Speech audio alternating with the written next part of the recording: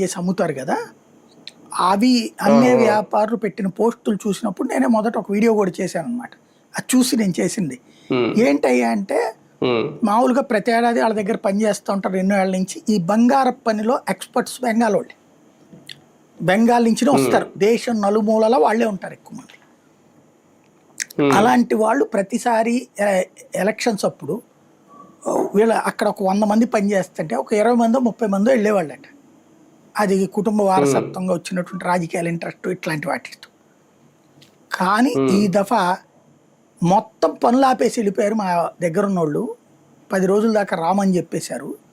అదేందయ్యా, రోజు ఏ రోజు పని మీదనే ఆ రోజు డబ్బులు వీళ్ళు ఇచ్చేది, మరి ఇబ్బంది పడతారు కదా మీరు అంటే, మా భవిష్యత్తులో మా పిల్లల ఇబ్బందులతో పోల్చుకుంటే ఇప్పుడు మేము కొంత త్యాగం చేయాలి. 10 రోజులు 4 రోజులు 4 ముద్దలు తగ్గిస్తాం అంతే తప్పించి, బట్ మాకు ఈ దఫా మాత్రం లైఫ్ అండ్ డెత్ క్వశ్చన్.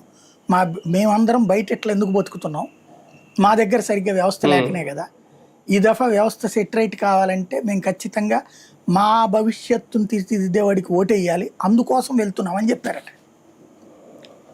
అక్కడ దరిద్రం ఏంటంటే 30 ఏళ్ల పాటు కాంగ్రెస్ పరిపాలించింది, 30 ఏళ్ల పాటు కమ్యూనిస్టులు పరిపాలించారు, ఇప్పుడు 15 ఏళ్ల పాటు మమత పరిపాలించింది.